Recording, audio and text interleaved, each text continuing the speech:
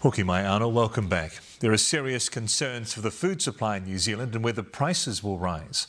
Cyclone Gabrielle has devastated crops and regions considered the country's food baskets, and experts say it could take years to return to normality.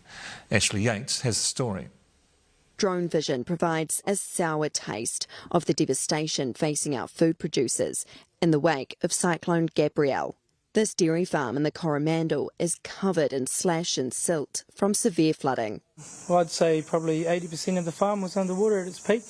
Due to power cuts, milking has been stalled and it's affecting the cow's health.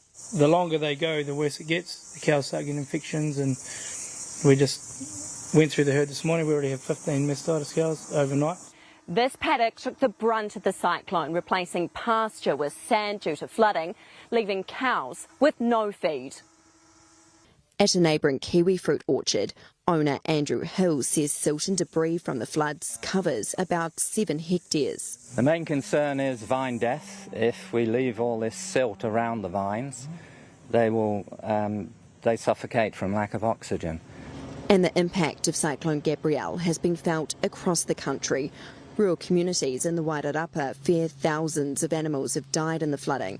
This footage shows how farms in Tainui have been swamped. Federated farmers say it will take years to recover. It'll have quite a long-term effect with quite a long tail in terms of recovery.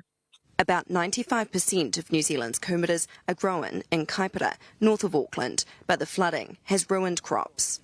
My head's telling me crops are right off, but I'm hoping that we'll be able to salvage something if this water gets off quick enough. Kaipara Kumara Managing Director Anthony Blundell estimates the industry will be down about 70% in volume. Depends on the weather going forward, but the harvest hasn't even kicked off yet. Dargaville Kumara farmer Michael Frood has been trying to drain 8 hectares of flooded crops. How long can plants survive underwater? Well, we're about to find out, eh? There have been fears food prices could rise even higher. Food staff say they're determined to keep prices down, but acknowledged harvests will be much smaller. Clearly there's been a lot of damage to a lot of growing, particularly through the East Cape, Hawke's Bay and Gisborne, and some in Northland as well. All among those areas New Zealand traditionally relies on for its food. Ashley Yates, Newshub